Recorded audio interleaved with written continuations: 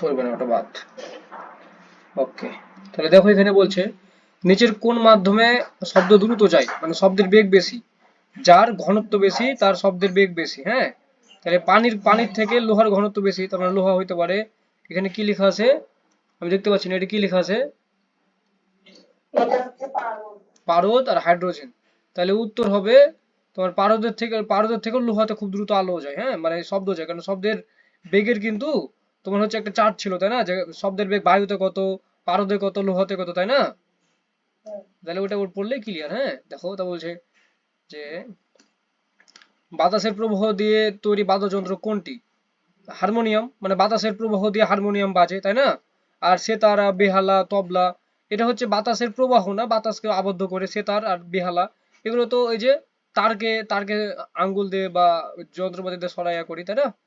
দৃশ্যমান আলো সবচেয়ে তরঙ্গ দৈর্ঘ্য থেকেও ছোট তরঙ্গ দৈর্ঘ্য কি বলে?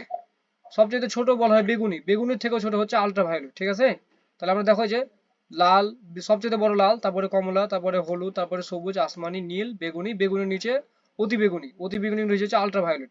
তার থেকেও ছোট হচ্ছে তোমার, আরে তার থেকেও ছোট কি, তার থেকেও ছোট হচ্ছে এক্স রে, তার থেকেও ছোট হচ্ছে গামা রশ্মি, বুঝছো? হ্যাঁ, দেখো আবার বলছে এটাকে তুমি কি মনে রাখতে পারো, যদি মনে রাখতে চাও তাহলে তুমি মনে রাখতে পারো যে বেনি আসহ কলা, তাই না? আচ্ছা, তাহলে মনে রাখতে পারি এই যে বেনি আসহ কলা। আচ্ছা, এখান থেকে আমরা দেখো যে বেতে বেগুনি, তাই না? তাহলে বেগুনি,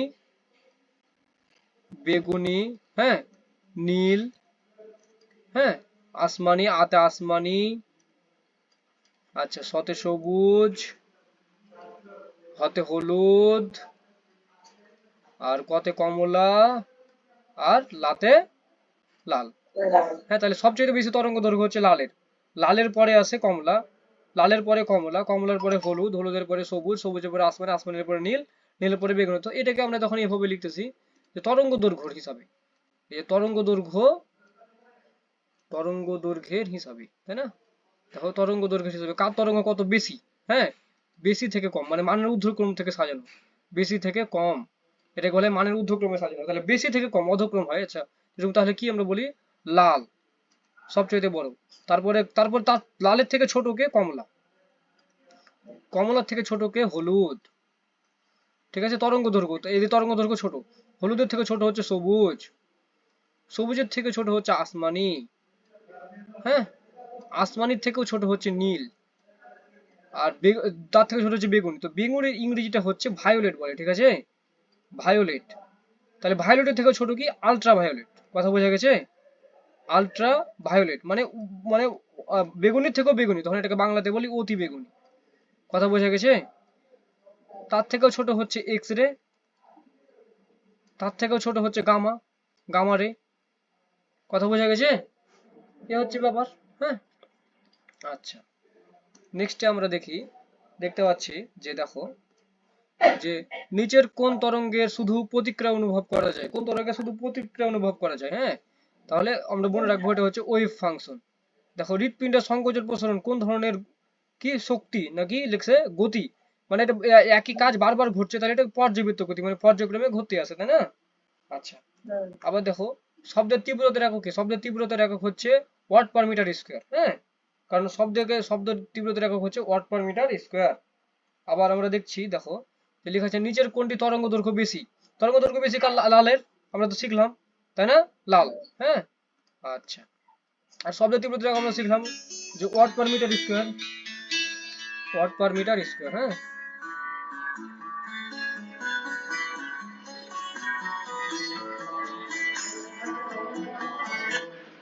হ্যাঁ গালিব, হ্যাঁ বলো।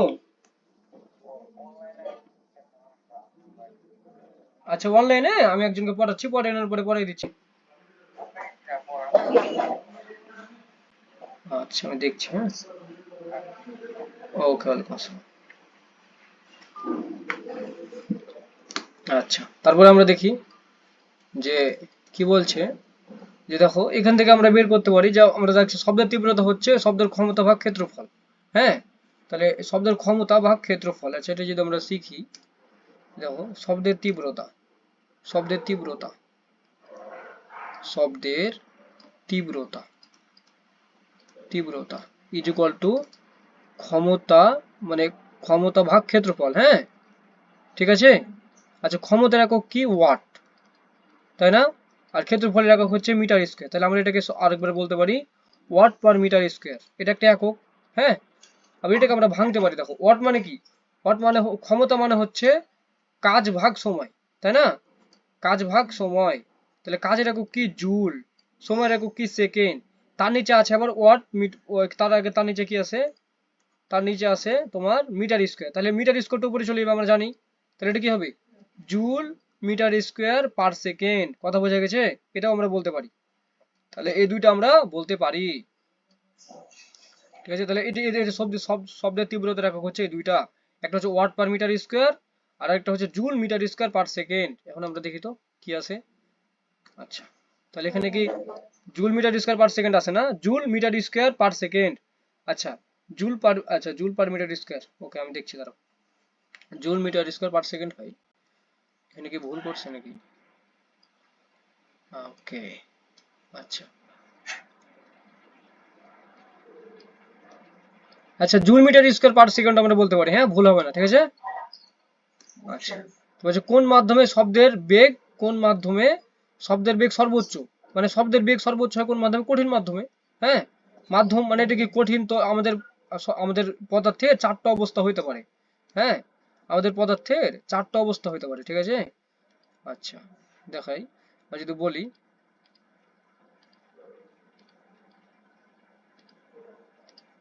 যে পদার্থের অবস্থা, মানে আমরা কিন্তু শিখেছি যে অবস্থা আছে পদার্থের।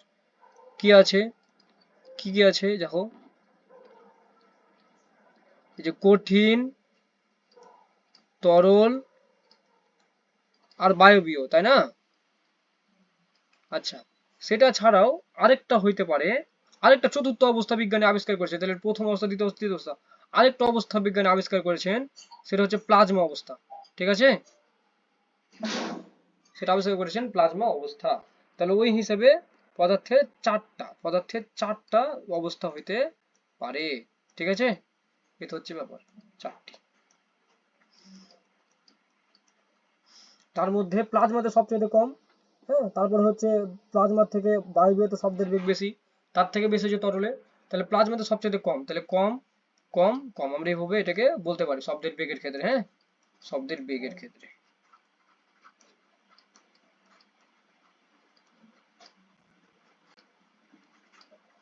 আচ্ছা, ওকে। তারপরে বলছে যে বাতাসে শব্দের বেগ নিচের কোনটির বর্গমূলের সমানুপাতিক? আমরা শিখেছিলাম বেগ হচ্ছে সময়ের বর্গমূলের সমানুপাতিক, তাই না?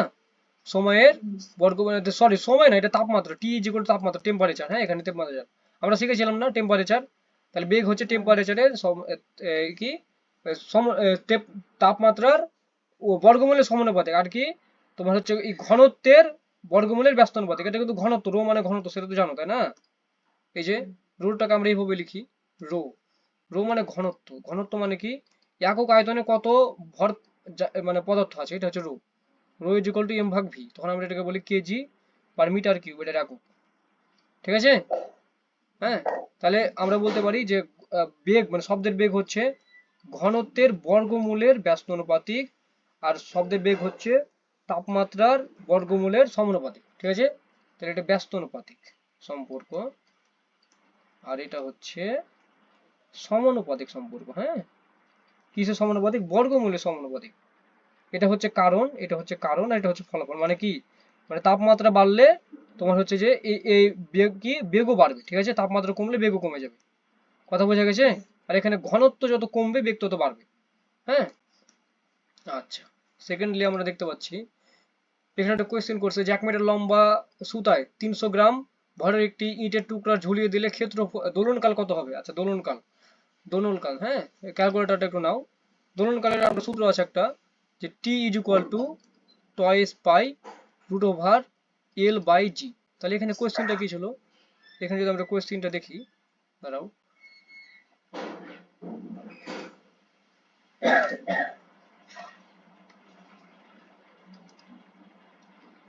তাহলে এই ছিল আমাদের কোয়েশ্চেন, তাই না? ওখানে ওখানে এই ছিল আমাদের কোয়েশ্চেন যে কি এখানে দৈর্ঘ্য দেওয়া আছে, সুতার দৈর্ঘ্য কত, সুতার দৈর্ঘ্য 1 মিটার, তাই না? সুতার দৈর্ঘ্য 1 মিটার আর ভর দেওয়া আছে 30 গ্রাম। আচ্ছা, তো ভরের প্রয়োজনীয়তা আমাদের নাই। দেখো তাহলে দোলনকাল বের করার সূত্র হচ্ছে T is equal to twice pi root over of L ভাগ জি। তাহলে টয়েস পাই মানে 2 গুণিত 3.1416। আচ্ছা, রুট ওভার অফ এল, এল মানে সুতার দৈর্ঘ্য কত, 1 মিটার দেওয়া আছে, তাহলে 1। আর অভিজ্ঞতা ত্বরণ কত, 9.8। তাহলে এটা ভাগ করো, যেটা হবে সেটাই, ঠিক আছে? এটা ক্যালকুলেশন করলে যা হবে তাই, বুঝছো? ক্লিয়ার তাইলে না? আচ্ছা, আবার যদি দেখি, দেখো যে বাদুর প্রায় কত কম্পাঙ্কে শব্দ তৈরি করতে পারে, অনেক কম করতে পারে, কত, মাত্র 100 কিলো হার্টজ, মানে অনেক বেশিও করতে পারে, অনেক কম করতে পারে, 100 কিলো হার্টজ মানে 1 লক্ষ হার্টজ। হ্যাঁ, আবার নিচের কোন সম্পর্কটি সঠিক? দেখো এখানে আমরা এটা ভুল, দেখো আমরা জাস্ট এখনই দেখলাম যে T is equal to I square root over L ভাগ জি, তাহলে প্রথমে এটা ভুল হচ্ছে, এটা তাহলে প্রথমে ভুল। আচ্ছা, আবার এখন দেখো এগুলোকে কি করেছে, এই যে twice pi is equal to root over L ভাগ জি, এখানে জিটাকে বের করছে, জি দুটোর ক্ষেত্রে জি, তাহলে জিটা আমরা বের করে দেখি যে অ্যাকচুয়ালি কি হয়। দেখো আমরা এটা দেখলাম না, এটা হচ্ছে সূত্র, তাই না? হ্যাঁ, তাহলে এটাকে যদি আমরা বর্গ করি, বর্গ করি, তাহলে বর্গ করব, বর্গ বর্গ করলে কি হবে, T square is equal to 4 pi square L ভাগ জি, কথা বুঝছো? তাহলে জিটা এদিকে আছে, জিটা যদি ওদিকে হটে যায় তাহলে কি হবে, 4 পাই স্কোয়ার এল ভাগ টি স্কোয়ার হবে, এটা হবে। তাহলে আমরা এটার সাথে মিলাবো, হ্যাঁ, তাহলে এটার সাথে আমরা মিলাবো। ওকে, তাহলে এটার সাথে যদি আমরা মিলাই, ওকে ওয়েট,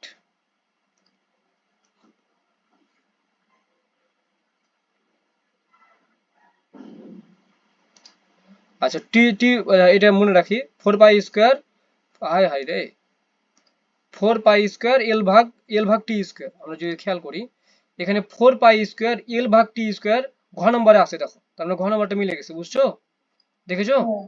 আচ্ছা, তাহলে আমরা পরবর্তীতে যদি যাই, দেখো আমি যেটা করলাম, ওকে,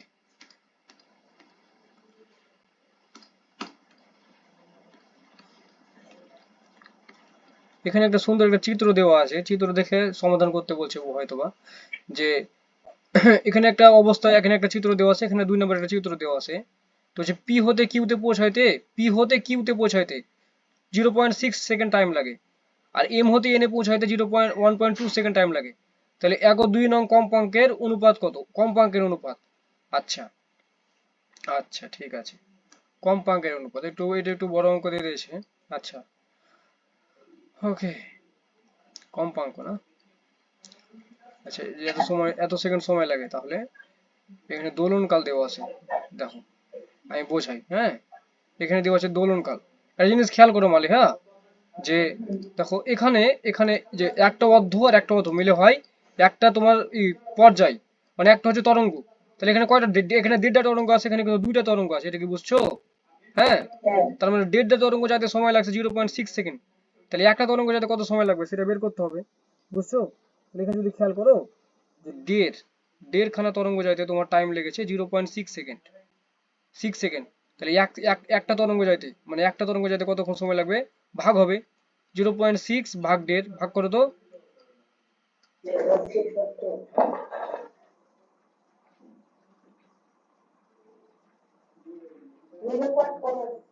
0.4। তা 0.4 হচ্ছে আমাদের পর্যায়কাল, এটাকে বুঝছো? মানে একটা পর্যায় হইতে যা লাগে, হ্যাঁ, কথা বুঝলা? আচ্ছা, আবার দেখো যে এটার ক্ষেত্রে 2 নম্বরের ক্ষেত্রে এটা কি দুইটা, দেখো দুইটা তরঙ্গ হয়েছে, একটা এই যেখানে একটা, এখানে দুইটা, দুটো যে 1.2 সেকেন্ড, তাহলে একটাতে কত হবে 0.6 সেকেন্ড, কথা বুঝছো? হ্যাঁ, তাহলে আমরা বুঝলাম কি, দেখো তাহলে আমরা এখান থেকে যদি আমরা এটাকে কাটার চেষ্টা করি, এটাকে আমরা কাটতে পারবো ইজিলি।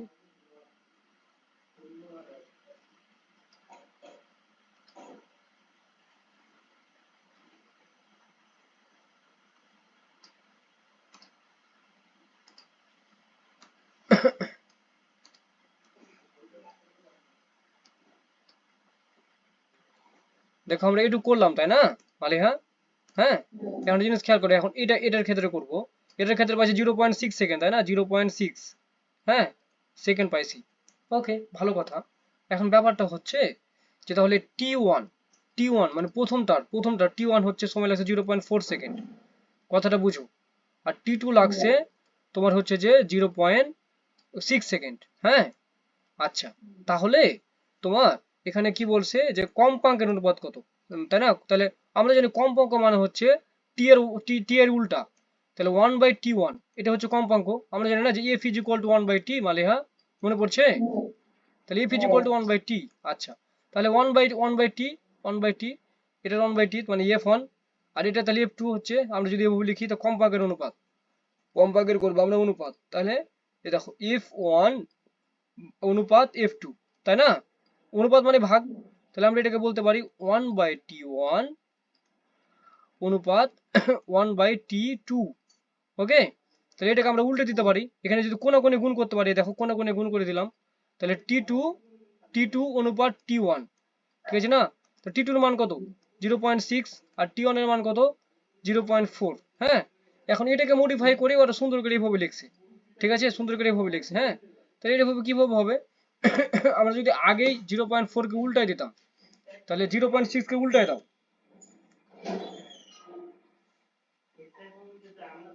মানে বুঝুনি? উল্টা দেওয়া মানে ইনভার্স করতে পারো না। দেখো, আচ্ছা, একটা যদি কাজ করো, দেখো 0.4 ভাগ 0.6 ভাগ 0.4, 0.6 ভাগ 0.4, এটা পাচ্ছি 1.5। তাহলে কি ভাগ করলে 1.5 হয় মালিহা? দেখো, গ নম্বরটা ভাগ করলে 1.5 হয়, দেখো, দেখেছো? এটা কিন্তু 1.5 হয় না? তার মানে এটা হচ্ছে অ্যান্সার, বুঝছো কি এটা? এটা দেখো 1.5, এটাও ভাগ করলে 1.5 হয়, ব্যাপারটাকে বুঝছো? ক্লিয়ার? আচ্ছা, তাহলে আমরা কততে গেলাম? ওকে, আচ্ছা। তুলে দাও।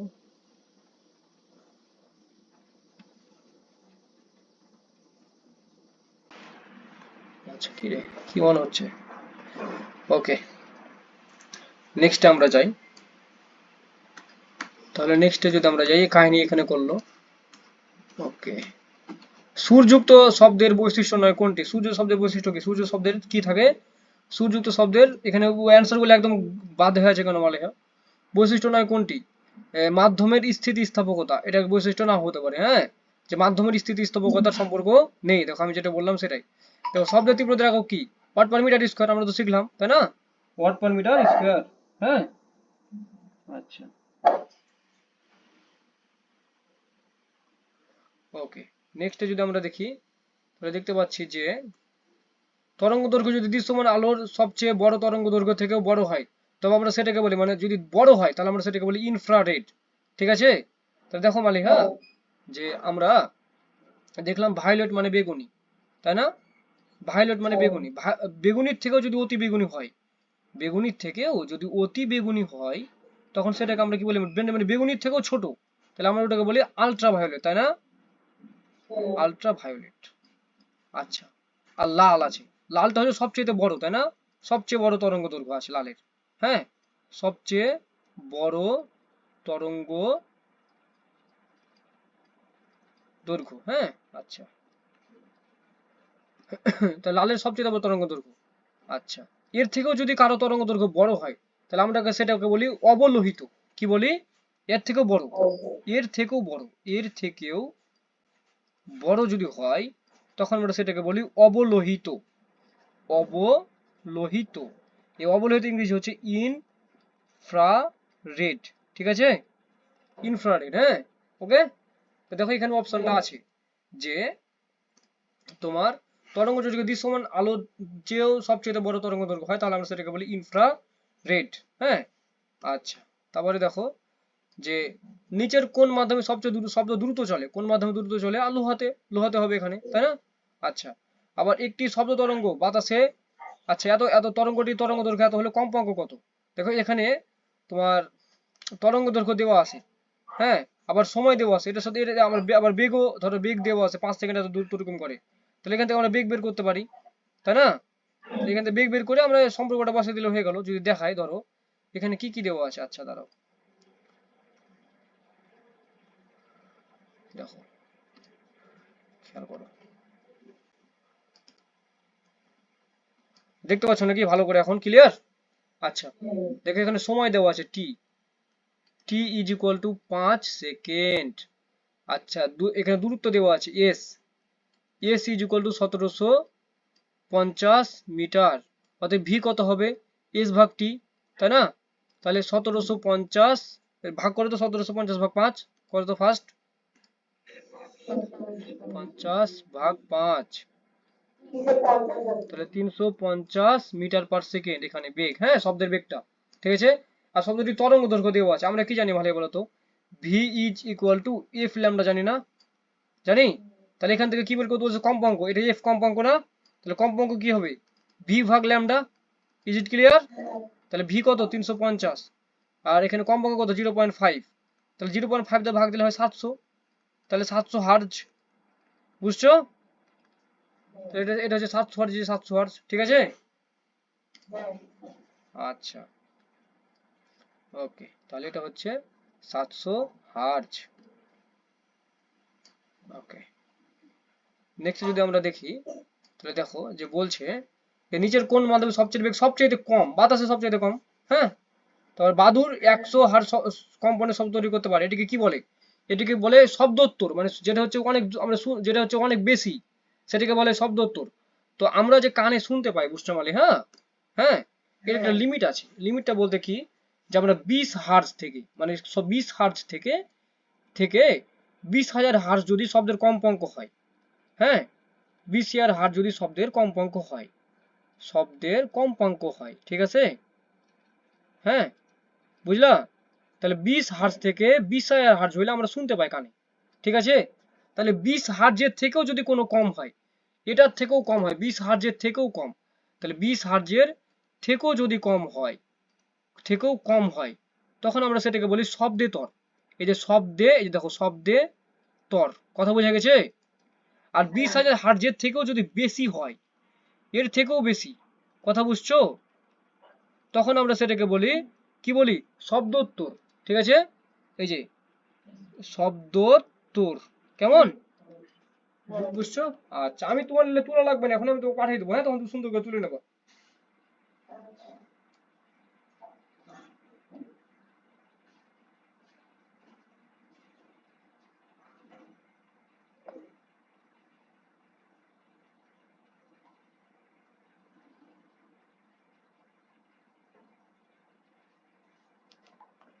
আচ্ছা, নেক্সট কোয়েশ্চেন যদি আমরা দেখি, দেখো যে কি বলছে, যে একটি পানি শূন্য কূপের গভীরতা যদি এত হয়, তাহলে এর সর্বোচ্চ কত উচ্চতায় পানি থাকলে প্রতিধ্বনি শোনা যাবে? হ্যাঁ, প্রতিধ্বনি শোনার জন্য আমরা একটা সূত্র জানি মালিকা, যে প্রতিধ্বনি শোনার সূত্র হচ্ছে যে তোমার ভি, মানে ভি ইজ ইকুয়াল টু, আচ্ছা আচ্ছা আচ্ছা দাঁড়াও দাঁড়াও, আমরা জানি যে কি তোমার 2D, 2D is equal two, মানে দূরত্ব ইজ ইকুয়াল টু কি হয়? তোমার বেগ গুণিত সময়, তাই না? বেগ গুণিত সময়, হ্যাঁ। দেখো এটা যদি দেখো এখানে যা আশা করে থাকবে, আচ্ছা দেখাই আমি। ওকে, দেখো এখানে সুন্দর করে করে দিয়েছে, দেখো যে বেগ, এখন দেখো আচ্ছা আমি ওই কোশ্চেনটাতে যাই।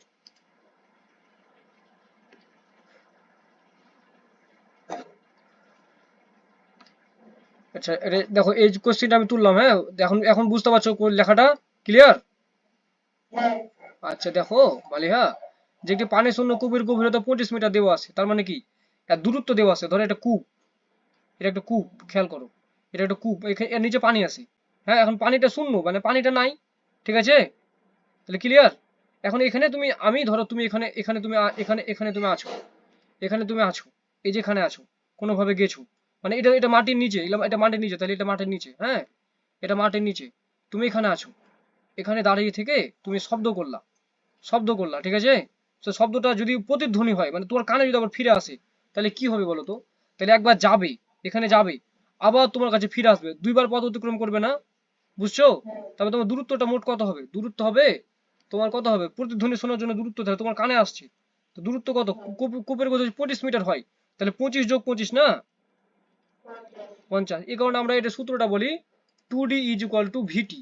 এখন দেখো বাতাসে, মানে যেহেতু পানি শূন্য কূপ, তার মানে পানি টানি নাই, তার মানে বাতাস আছে, তার মানে 2D, 2 গুণিত 25, আর বাতাসের শব্দের বেগ কত? 330, আর প্রতিধ্বনি শোনার জন্য তোমার 0.1 সেকেন্ড, হ্যাঁ, এর মধ্যে আসা লাগবে। বুঝছো, এর মধ্যে আসা লাগবে 0.1 সেকেন্ডের মধ্যে। তাহলে এখান থেকে আমরা তোমার কি বলছে যে কত উচ্চতায় প্রতিধ্বনি শোনা যাবে। আমরা এখান থেকে ডিটা বের করবো যে কত উচ্চতায় শোনা যাচ্ছে। হ্যাঁ, আমরা এখানে ডিটা বের করবো যে ধরো যে তোমার কূপের গভীরতা 25 মিটার। হ্যাঁ, কিন্তু তুমি কত গভীরে গেলে, তুমি কত গভীরে নামলে তুমি হচ্ছে প্রতিধ্বনি শুনতে পাবো। তাহলে ডি বের করবো। তাহলে বা ডি ইজ ইকুয়াল টু 330 গুণিত 0.1 ভাগ 2, ভাগ দাও তো, গুণ দিয়ে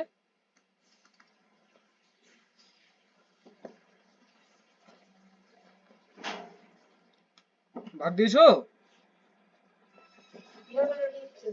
আচ্ছা,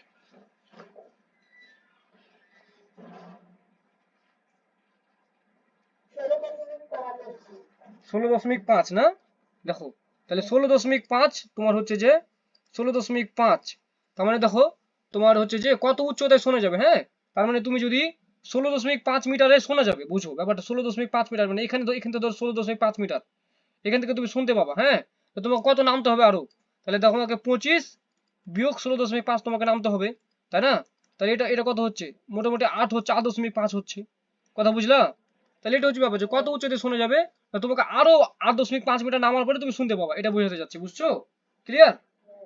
আচ্ছা, ওকে। তাহলে আমরা নেক্সট কোশ্চেনে গেলাম। হ্যাঁ, মানে এই শব্দ তরঙ্গ থেকে ও সব কোশ্চেন সহজ, কিন্তু একটু ট্রিকি কোশ্চেন দিচ্ছে, তাই না? হ্যাঁ, তাহলে একটু বুঝে নিতে হবে। আমি যে প্র্যাকটিস করেছি এগুলো ভালো করে পড়লেই হবে। আবার দেখো, শব্দ তীব্রতার একক হচ্ছে ওয়াট পার মিটার স্কোয়ার। আবার দেখো এখানে বলছে দৃশ্যমান আলো তরঙ্গ দৈর্ঘ্য কত? তরঙ্গ দৈর্ঘ্য কত? 400 থেকে 700 এর মধ্যে, অবশ্যই। হ্যাঁ, মনে রাখবা 400 থেকে 700 এর মধ্যে তরঙ্গ দৈর্ঘ্য ন্যানোমিটারে হইতে হবে। কি কি কিসে হবে? ন্যানোমিটারে। হ্যাঁ, আচ্ছা, আমার ল্যাপটপে একটু পানি পড়ে গেছে, তো একটু মুছে নিই। পানি খেতে গেছিলাম। আচ্ছা,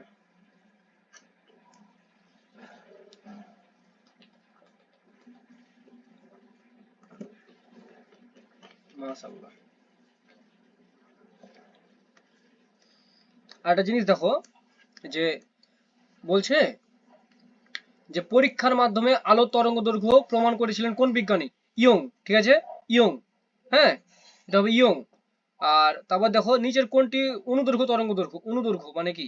যেটা হচ্ছে তোমার, একটা হচ্ছে অনুপ্রস্থ, একটা হচ্ছে অনুদৈর্ঘ্য। হ্যাঁ, অনুদৈর্ঘ্য কোনটা? যেটা যে স্প্রিং এর তরঙ্গ দৈর্ঘ্য হচ্ছে অনুদৈর্ঘ্য তরঙ্গ। হ্যাঁ, আবার এখানে শব্দ তরঙ্গ হচ্ছে একটা অনুদৈর্ঘ্য তরঙ্গ।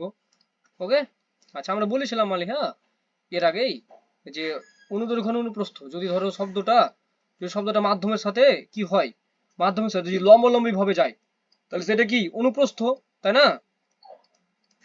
বুঝছো? আর যদি এভাবে যায়, শব্দটা যদি এভাবে যায়, তাহলে এটা কি? এটা দৈর্ঘ্য, খালি দৈর্ঘ্য বরাবর যাচ্ছে না?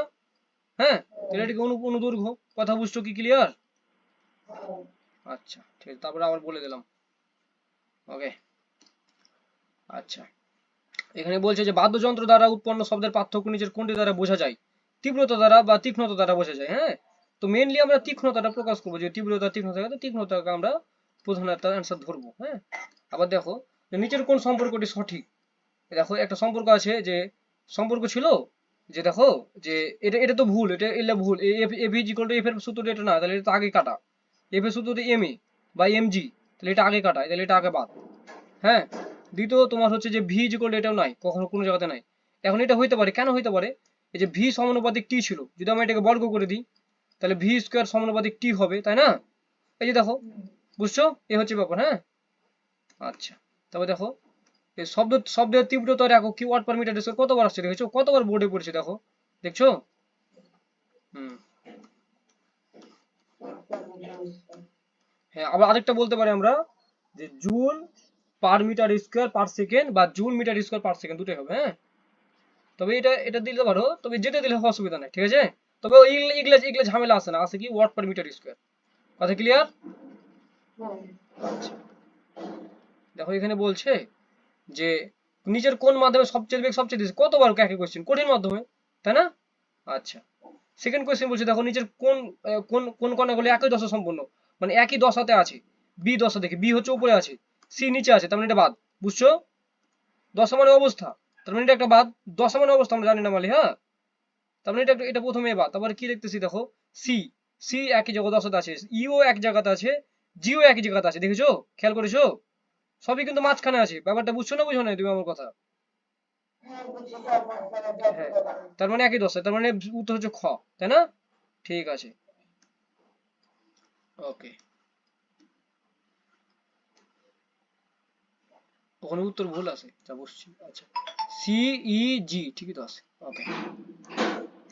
আচ্ছা, তবে দেখো যে নিচের কোন পদার্থের মধ্য দিয়ে শব্দের বেগ বেশি? হাই হাই রে, কতবার দিবে?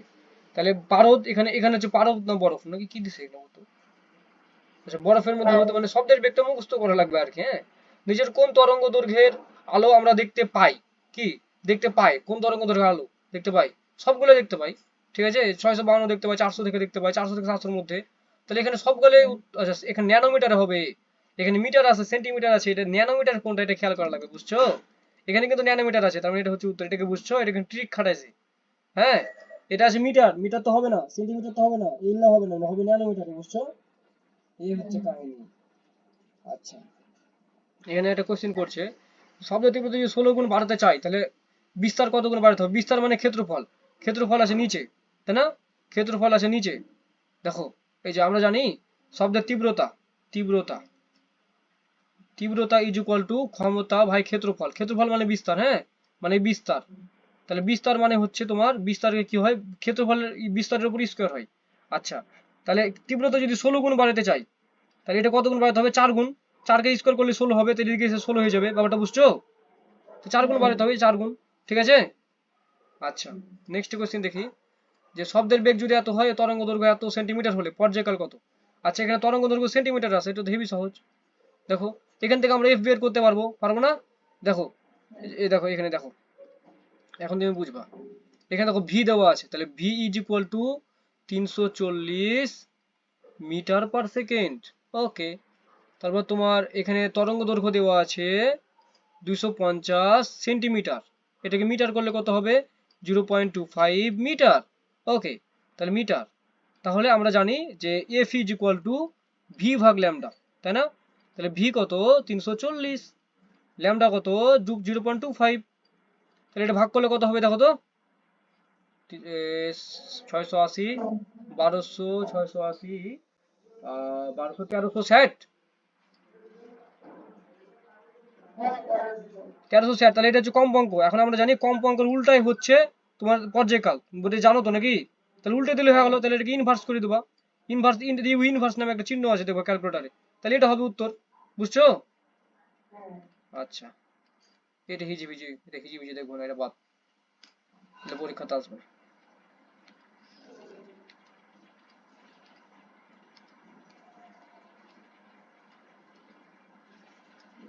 আচ্ছা,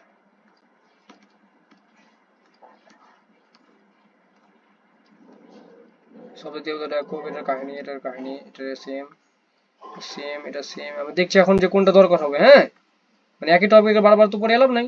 আচ্ছা, প্রতিফলন, আচ্ছা এটা কিভাবে তুলিস একদম যে নষ্ট আসছে, হাই হাই।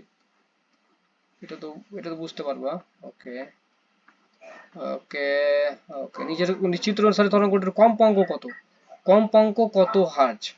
আচ্ছা, এখানে সময়, দেখো একটা দেখো মালি, হ্যাঁ, এখানে এই অঙ্কটা বোঝার মতো আছে, 257 দেখেছো? আমি দেখুন দাগাচ্ছি, হ্যাঁ। দেখো একটা কম্পাঙ্ক যাতে কত সময় লাগছে? 2 সেকেন্ড, বুঝছো? তাহলে 2 সেকেন্ডে আমরা জানি কি সময়ের বিপরীতে হচ্ছে কম্পাঙ্ক, উল্টা। তাহলে 2 কে উল্টে দাও, মানে 1/2 করো, 1/2 মানে কি জিনিস জি ভাই? হাফ না? তাহলে কম্পাঙ্ক হাফ হার্জ, তাই না? আচ্ছা, এটা একটা ছিল বোঝার মতো। আচ্ছা, নেক্সট দেখি, একটু কমাই, ওকে। এখানে, এখানে পর্যায়কাল, হাই হাই, এলে যদি না পারো, যে পর্যায়কাল বৃদ্ধি পেলে কম্পাঙ্ক কি হবে? আমরা বারবার তো বলছি যে কি কম্পাঙ্ক, কম্পাঙ্কের সম্পর্ক হচ্ছে পর্যায়কালের বিপরীত, তাহলে পর্যায়কাল বাড়লে কম্পাঙ্ক কমবে, কমে যাবে, ঠিক আছে না? বিপরীত সম্পর্ক।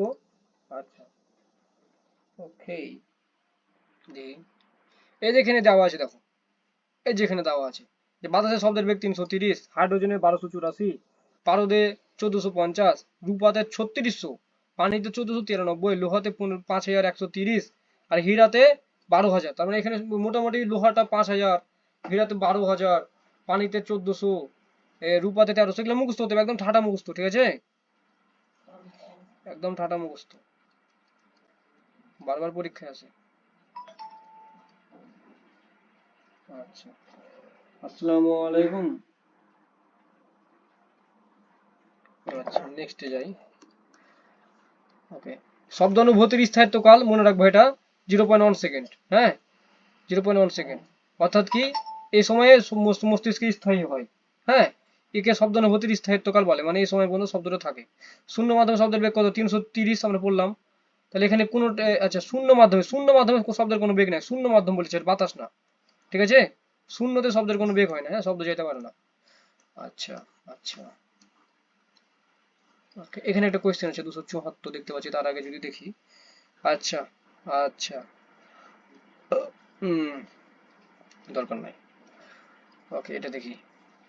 274 দেখো, যে বলতেছে যে একটা, এখানে একটা দেওয়াল আছে দেখেছো? হ্যাঁ, আর এখান থেকে শব্দ গেছে 25 মিটার, বাতাসের তাপমাত্রা দেওয়া আছে। তো যে এ বিন্দুতে আবার ফিরে আসতে, মানে এখানে এখানে বোঝাইতেছে যেটা হচ্ছে কি প্রতিধ্বনি হবে। এখান থেকে যদি এখানে ফিরে আসে তাহলে প্রতিধ্বনি হবে না? তবে দূরত্বটা কত হবে? দূরত্ব কত হবে? মোট দূরত্ব কত হবে? গুড। তাহলে এখান থেকে আমরা আগে 24 ডিগ্রি সেলসিয়াস তাপমাত্রায় বেগ বের করব। শব্দের বেগ কত? আমরা জানি 0 ডিগ্রি সেলসিয়াস তাপমাত্রায় শব্দের বেগ হচ্ছে 330। ঠিক আছে, 330 মিটার পার সেকেন্ড। আচ্ছা, তাহলে তোমার এই কত বলছে যে যে কত ডিগ্রি? 24 ডিগ্রি সেলসিয়াস তাপমাত্রায়। তো আমরা একটা সূত্র জানি যে V2/V1 is equal two √/T2/T1, মনে আছে? তাহলে এখান থেকে যদি V2 বের করি, তাহলে V2 is equal two √T2/T1 গুণিত V1, তাই না? তো T2 কত? T2 বাবাজি হচ্ছে 24 ডিগ্রি সেলসিয়াস। তাহলে এটাকে যদি আমি কেলভিন করি, তাহলে 24 যোগ 273 করতে হবে নাকি জি ভাই? তাহলে কত? 24 যোগ 273 করলে এটা হচ্ছে 7। তাহলে 7 97 297, ঠিক আছে, 297 কেলভিন। তাহলে এটা হচ্ছে 297 কেলভিন ব্র্যাকেটের ভেতরে। আর এটা 0 ডিগ্রি সেলসিয়াস তাপমাত্রা ধরতে হয়, তাহলে এটা হচ্ছে 273 কেলভিন। ব্যাপারটা 0 ডিগ্রি সেলসিয়াস 273 হবে না, 0 সাথে 273 গুণ করলে।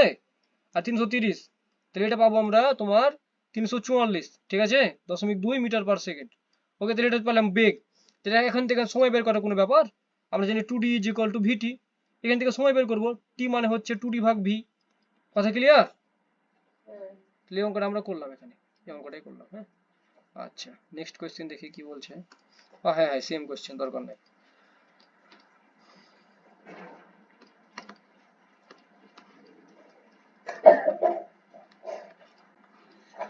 ওকে, ওরকম অসুবিধা এখানে হবে না, সেম। আমি যেটা বুঝিয়ে দেবো সেটা বুঝিয়ে দেবো, কোনো টেনশন নাই। হ্যাঁ, আচ্ছা, এখানে আমরা 282 নাম্বারটা দেখি তো। ওকে, 282 দেখি। বলতেছে যে তরঙ্গ দৈর্ঘ্য 4.44 মিটার। তরঙ্গ দৈর্ঘ্য মানে এটা হচ্ছে তরঙ্গ দৈর্ঘ্য, এটা হচ্ছে একটা তরঙ্গ। হ্যাঁ, তাহলে একটা তরঙ্গ তো একটা তরঙ্গ দৈর্ঘ্য হয়। এখানে বলছে কি মোটামুটি আড়াইটা তরঙ্গে দেওয়া আছে, আড়াইটা তরঙ্গ দৈর্ঘ্য। বুঝো, আড়াইটা তরঙ্গ যদি 10 হয়, তাহলে একটা তরঙ্গ দৈর্ঘ্য কত হবে? 10/2 নাকি জি? তো 10/2 মানে কি 4। তার মানে 1 নাম্বারটা ভুল। কথা বুঝছো? তার মানে 1 নাম্বারটা ভুল, এবার এটা বড় ভুল। আচ্ছা, তাহলে এটা পাচ্ছি 10কে আড়াইটা ভাগ করলে 4ই হয়। হ্যাঁ, আচ্ছা আচ্ছা, কি 4ই দিয়েছে? আড়াই, মোটামুটি আড়াই। আচ্ছা, আড়াই তো দেয়নি, আড়াইয়েরও অর্ধেক। আচ্ছা, ব্যাপারটা বুঝো, এটা আড়াইয়েরও অর্ধেক আছে মালিক। হ্যাঁ, ব্যাপারটা কি বুঝেছো না বুঝোনি? না বুঝোনি, দেখো, এ দেখো। হ্যাঁ, এই যে দেখো, এটা এটা এটা হচ্ছে অর্ধেক, এটা হচ্ছে অর্ধেক, এটা হচ্ছে অর্ধেক, তাহলে এটা কি অর্ধেকেরও অর্ধেক, তাই না? ব্যাপারটা কি বুঝছো?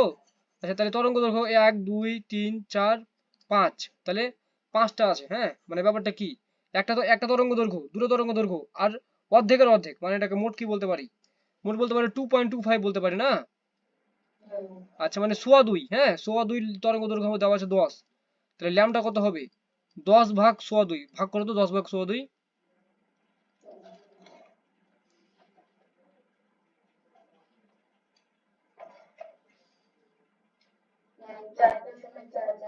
তাহলে 4.4, তার মানে এটা ঠিক আছে, তার মানে এটা ঠিক আছে জি ভাই। হ্যাঁ, তার মানে এটা ঠিক আছে। তার মানে এক নাম্বারটা ঠিক। হ্যাঁ, আর বলছে বি আর এন, এই যে বি আছে এক যেখানে, আর এন তো আমি দেখতে পাই না রে বাবা। আচ্ছা, এনটা কই? এনটা কি এটা? তো একই দশায় আছে, দেখো একই দশায় কিন্তু আছে বেচারা দুটা। তাহলে একই দশা সম্পন্ন, দেখো। আর এটা কি, এটা হচ্ছে অনুপ্রস্থ তরঙ্গ। আচ্ছা, কি লেখা আছে এটা রে বাবা, আমি কি মিশাই দিছি নাকি?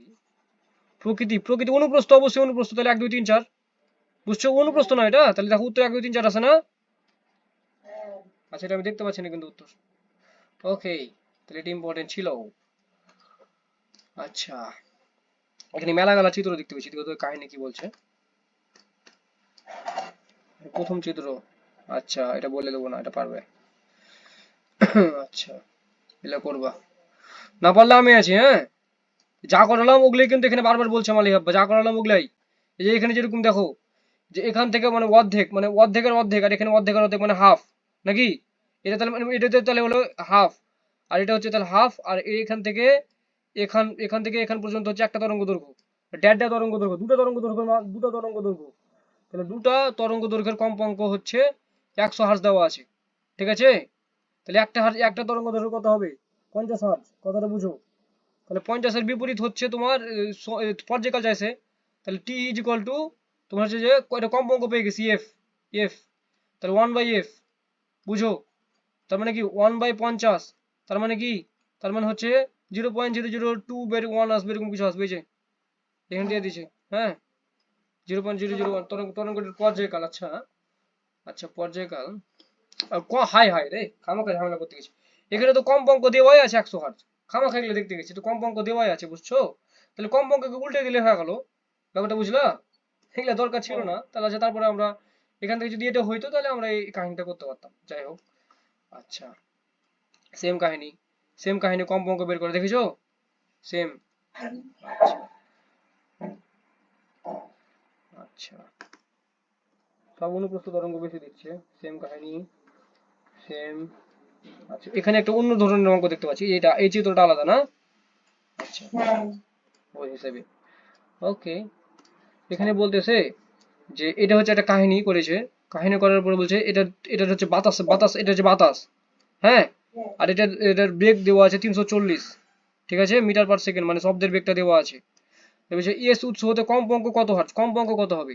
এখানে একটা দূরত্ব দেওয়া আছে, যে কি দূরত্ব দেওয়া আছে, কোনো বই কিছু তো বোঝাই যাচ্ছে না রে বাবা, তো আমি তো ভালো বই দেখতে পাচ্ছি না, সেই অ্যান্সারটা দেখলে বুঝে নেবো হয়তো, বা দাঁড়াও। একই কাহিনী দিয়ে করেছে, সেম কাহিনী দিয়ে, মানে ওইখানে কোনো ঝামেলা নাই, হ্যাঁ। যে সংকোচন প্রশ্ন বোঝা গেল হয়তো। তো দেখো এখানে তরঙ্গ দৈর্ঘ্যটা দেওয়া আছে, মানে বুঝছো, তরঙ্গ দৈর্ঘ্য, এটা তরঙ্গ দৈর্ঘ্য, তরঙ্গের দৈর্ঘ্য, তা তরঙ্গ দৈর্ঘ্য ল্যামডা দেওয়া আছে 0.8, বুঝছো? আর এখানে বেগও দেওয়া আছে 340 মিটার পার সেকেন্ড, কেমন? আর এখানে তরঙ্গ দৈর্ঘ্য দেওয়া আছে এত মিটার। তাহলে এখান থেকে কম্পাঙ্ক কত হবে, F is equal two V ভাগ ল্যামডা, তাই না? ভি ভাগ ল্যামডা, তাহলে ভি কত 340, ল্যামডা কত 0.8, ভাগ করলে যা হবে তাই। এটা ধরো যে এই, ভাগ করলে আহ কমে যাবে, 136-এর মতো হতে পারে নাকি, না কত আসছে? 425, 425 হবে উত্তর, এটা বাদ, বুঝছো? এ হচ্ছে ব্যাপার। আচ্ছা, সেম কাহিনী এদিকেও। ওকে, এই অঙ্কটা দেখবো, এই যে এটা, এটা দেখবো, হ্যাঁ। 297, দেখো এই অঙ্কটাতে বলছে যে তোমার যে তরঙ্গটির এ থেকে ডি তে পৌঁছাইতে, এ থেকে ডি তে পৌঁছাইতে 0.1 সেকেন্ড টাইম লাগে। এই যে দেখো, এটা একটা সংকোচন, দেখো এটা একটা সংকোচন, এটা একটা প্রসারণ, দেখেছো? এটা একটা সংকোচন, এটা একটা প্রসারণ, এটা একটা সংকোচন, এটা একটা প্রসারণ। মানে মনে রাখবা যে কি, একটা সংকোচন, হ্যাঁ, এটা কিন্তু অনুদৈর্ঘ্য তরঙ্গ, মানে একদিকে যাচ্ছে, ব্যাপারটা বুঝছো না বুঝো নাই? তাহলে একটা সংকোচন আর একটা প্রসারণে একটা তরঙ্গ দৈর্ঘ্য হয়, ঠিক আছে? একটা সংকোচন একটা প্রসারণে তরঙ্গ দৈর্ঘ্য হয়। তাহলে এখন কয়টা সংকোচন আছে, 1 2 3, প্রসারণ কয়টা আছে, 1 2 3, তার মানে কি, মানে 6টা, তার মানে কি একটা তরঙ্গ দৈর্ঘ্য, দুটো তরঙ্গ, তিনটা তরঙ্গ দৈর্ঘ্য দেওয়া আছে কিন্তু, তার মানে তিনটা তরঙ্গ দৈর্ঘ্য, ব্যাপারটা বুঝছো? তিনটা তরঙ্গতে তরঙ্গ দৈর্ঘ্যের দূরত্ব হচ্ছে 36 মিটার, তাহলে একটা তরঙ্গ দৈর্ঘ্য দূরত্ব কত হবে, 12 মিটার, ব্যাপারটা বুঝেছো? এটা তরঙ্গ দৈর্ঘ্য। আচ্ছা, তাহলে এই উক্ত তরঙ্গটি একটি অনুপ্রস্থ তরঙ্গ, ভুল, এটা হচ্ছে অনুদৈর্ঘ্য তরঙ্গ, যেটা হচ্ছে এভাবে সংকোচন প্রসারণে যায়, ঠিক আছে? তরঙ্গটি তরঙ্গ দৈর্ঘ্য 36 মিটার, এটাও ভুল, কারণ তরঙ্গ দৈর্ঘ্য কত হবে, 12 মিটার, তাই না? আচ্ছা, তরঙ্গটির অতিক্রান্ত দূরত্ব ল্যামডা এর 3 গুণ, অতিক্রান্ত দূরত্ব এস 12 এর 3 গুণ না, তাহলে গ নম্বর ইজ রাইট অ্যান্সার, বুঝছো কি? মানে ল্যামডা মানে কি, ল্যামডা মানে তরঙ্গ দৈর্ঘ্য 12, আর মোট দূরত্ব কত, 36, সেটা 12 এর 3 গুণ না, তাহলে গ হচ্ছে রাইট অ্যান্সার, বুঝছো? কত সহজ অঙ্ক, দেখেছো, মানে পানি। আচ্ছা, ওকে, তরঙ্গটির কম্পাঙ্ক চাইছে একই, পারবা, দেখি। আচ্ছা, এখানে একটা অঙ্ক বলছে, হাই হাই রে, এর লং করো যদি না পারো। দেখো এই যে দেখো 302 নাম্বার, এখানে হচ্ছে 20 ডিগ্রি সেলসিয়াস তাপমাত্রায় কত সময় লাগবে শুনতে, মানে টি বের করতে বলছে নাকি। তো 20 ডিগ্রি সেলসিয়াস আমরা বেগ বের করবো, তাহলে V two is equal to root over T two ভাগ টি1 গুণিত ভি1। তাহলে টি2 কত হবে, 20 এর সাথে 273 যোগ করো, তাহলে কেলভিনে নিতে হবে না, কেলভিনে নিতে হবে। তাহলে কেলভিনে নিতে গেলে তাহলে এটা কত হবে 293, এটা কত হবে 273, এটা কত, এটা কত দেওয়া আছে তোমার, দেওয়া আছে 330।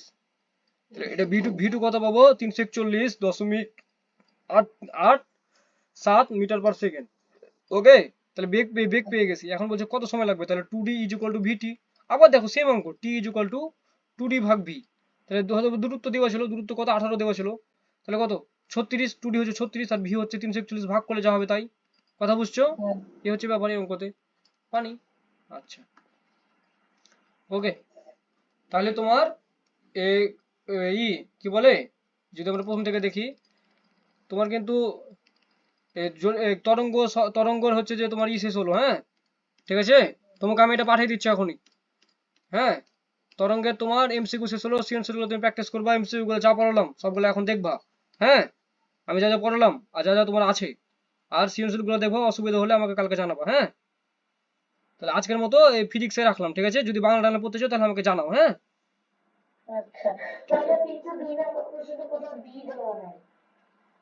ডি দেওয়া আছে আচ্ছা ডি দেওয়া আছে, দেখো ডি দেওয়া নাই শিওর, দেখো এই দেখো, কোথায় নাই ব্যাখ্যাটা করেছে। এই যে পাগলিরা পাগলি, এই যে দেখো, এই যে দেখো আছে, এই যে ম্যাডাম, এই যে দেখেছেন, দেখলেন কি? আচ্ছা বুঝলেন, খাওয়া থাকবে ম্যাডাম, ঠিক আছে। আচ্ছা তাহলে আমি রাখলাম আপাতত এই ক্লাসটা। তো যদি লাগে, মানে টাইম শেষ হয়ে গেছে যদি এই ক্লাসের, মানে 1 ঘন্টা করে 2 ঘন্টা করে টাইম দেয়, হ্যাঁ। তো যদি লাগে বাংলাটা অন্য কিছু পড়তে, তুমি আমাকে নক দাও, টেনশন নেই, হ্যাঁ। আচ্ছা, তাহলে বাংলা পড়তে হবে। আচ্ছা তাহলে আমি রেকর্ডিংটা অফ করে আমি তোমাকে লেকচার শিটটা পাঠিয়ে দিই, হ্যাঁ।